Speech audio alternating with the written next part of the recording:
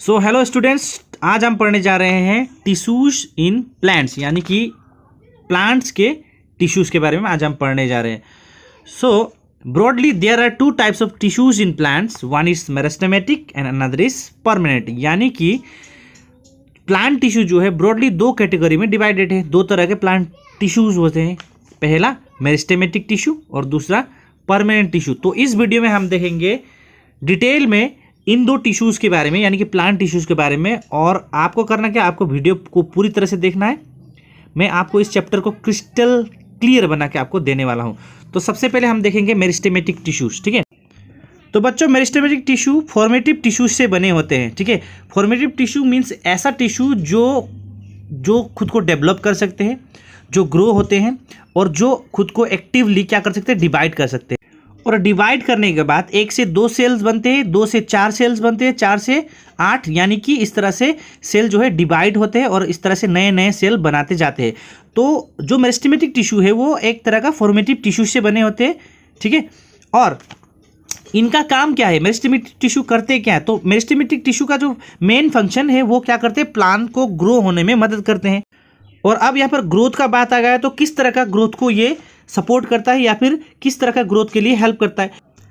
तो बच्चों, meristematic tissue जो है वो प्लांट का लेंथ को भी बढ़ाता है और विड्थ को भी बढ़ाता है, यानी कि आप कह सकते हो कि लंबाई को भी बढ़ाता है और उसके बाद जो गर्थ है उसको भी क्या करता है, ये बढ़ाता है। तो इसीलिए मेरिस्टेमेटिक टिश्यूज को फॉर्मेटिव टिश्यू कहा गया है।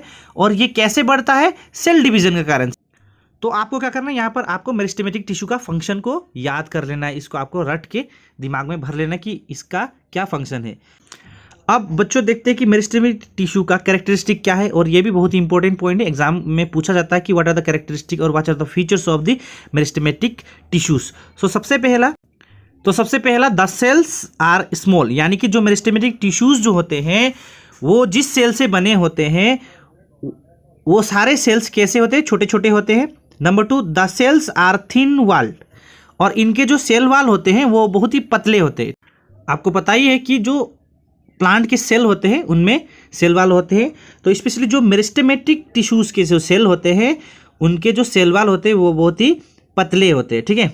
Number 3, the cells are rich in cytoplasm with large prominent nuclear. और तीसरा कैरेक्टरिस्टिक है, जो सेल से बना होता है, यानी जिस सेल से मेरिस्टेमेटिक टिश्यूज बने होते हैं उनमें साइटोप्लाज्म बहुत ही लार्ज अमाउंट में पाया जाता है। और इसमें जो न्यूक्लियस जो होते हैं वो भी कैसा होता है, बहुत ही बड़ा होता है, बहुत ही बड़ा साइज में होता है। Number 4, the cells lack spaces between them, lack of intercellular space, यानी कि जो मेरिस्टेमेटिक टिश्यूज होते हैं उनके सेल्स के बीच में स्पेस बहुत ही कम होते हैं, जिसको इंटरसेलुलर स्पेस कहा जाता है, वो बहुत ही कम होते हैं। यानी कि मेरिस्टेमेटिक टिश्यूज के सेल जो है वो बहुत ही क्लोजली पैक्ड होते हैं, यानी कि टाइटली पैक्ड होते हैं, ठीक है। Number 5, they divide actively in adding to the growth. और नंबर 5 जो कैरेक्टरिस्टिक है बहुत ही इंपॉर्टेंट है, जैसे कि मैंने आपको बोला कि जितने भी मेरिस्टेमेटिक टिश्यूज है उनके जितने भी सेल्स होते हैं वो बहुत ही एक्टिवली डिवाइडिंग सेल्स होते हैं, यानी कि आप कह सकते हो लाइव सेल होते हैं। और ये क्या होते हैं, खुद को क्या करते हैं, डिवाइड करते हैं, यानी रिप्रोड्यूस करते हैं, ठीक है। 1 से 2 बनता है, 2 से 4, 4 से 8, इस तरह से खुद को मल्टीप्लाई करते हैं। और इस तरह से ये टिश्यूज यानी कि मेरिस्टेमेटिक टिश्यूज जो है वो प्लांट को ग्रो होने में मदद करता है। और बच्चों, फर्दर मेरिस्टेमेटिक टिश्यूज भी 3 कैटेगरी में सब डिवाइडेड है।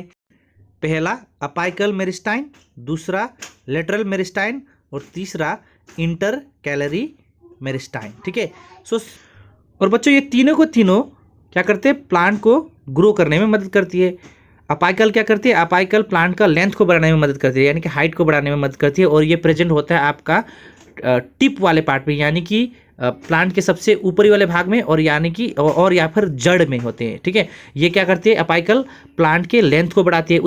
उसी तरह से है दूसरा लेटरल मेरिस्टाइन, और लेटरल मेरिस्टाइन क्या करती है, प्लांट के विड्थ को बढ़ाती है, यानी गर्थ को बढ़ाती है, यानी कि प्लांट की मोटाई को बढ़ाती है।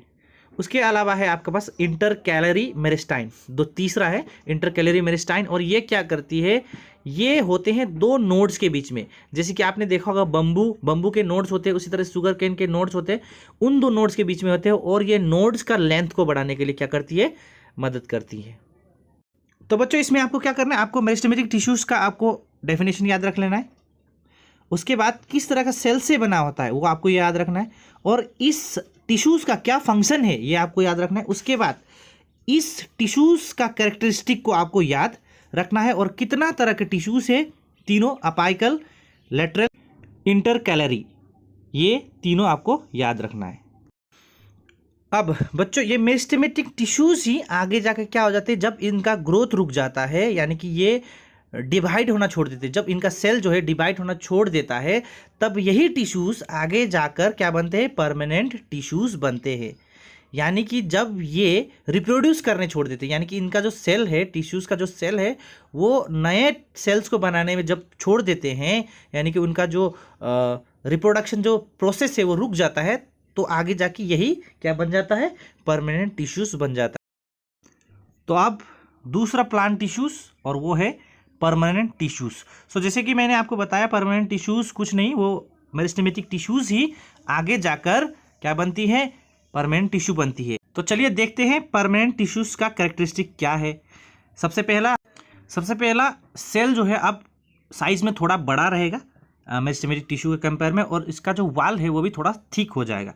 दूसरा, cytoplasm is much less and nucleus is small. अब जो परमानेंट टिश्यू है उसमें क्या हो जाएगा, साइटोप्लाज्म जो है थोड़ा कम हो जाएगा, ठीक है, साइटोप्लाज्म कम रहेगा, उसके बाद न्यूक्लियस भी छोटी हो जाएगी। थर्ड पॉइंट है cell do not divide and remain same throughout the life. अब जो है सेल क्या नहीं होगी, सेल डिवाइड नहीं होगी। सेल क्या नहीं करेगी, अब वो डिवाइड नहीं करेगी, यानी कि डिवाइड नहीं होगी, यानी कि वो रिप्रोड्यूस नहीं करेगी, और थ्रू आउट द लाइफ उसका जो शेप, साइज, सभी चीज़ वो कैसे रहेगी, सेम रहेगी, ठीक है। अब परमानेंट टिश्यू भी ब्रॉडली दो कैटेगरी में डिवाइडेड है।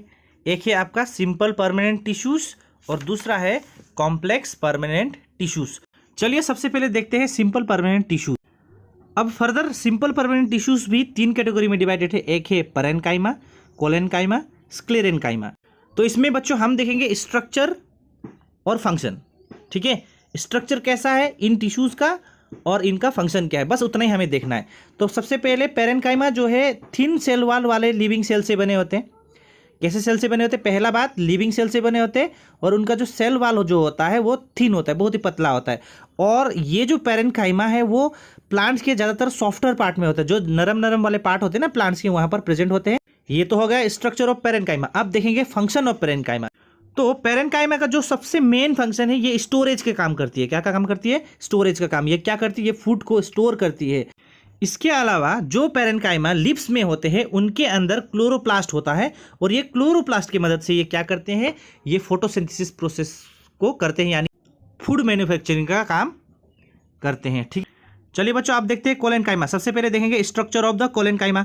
तो ये लिविंग सेल से बने होते हैं, ठीक है, और इनका जो कॉर्नर होता है वो थिकेंड होता है, यानी कि थोड़ा मोटा मोटा होता है कॉर्नर। और स्पेशली ये कोलेन्काइमा जो टिश्यूज़ है वो स्पेशली स्टेम्स में पाए जाते हैं और लीव्स में पाया जाता है। और इसका जो मेन फंक्शन क्या है, ये क्या करती है, प्लांट को मैकेनिकल सपोर्ट देती है। तो यहाँ पर जो फंक्शन वाली बात आएगी ना कोलेन्काइमा की, तो ये क्या करती है, ये मैकेनिकल सपोर्ट देती है, यानी कि प्लांट को सीधे खड़े रहने के लिए हेल्प करती है, ठीक है।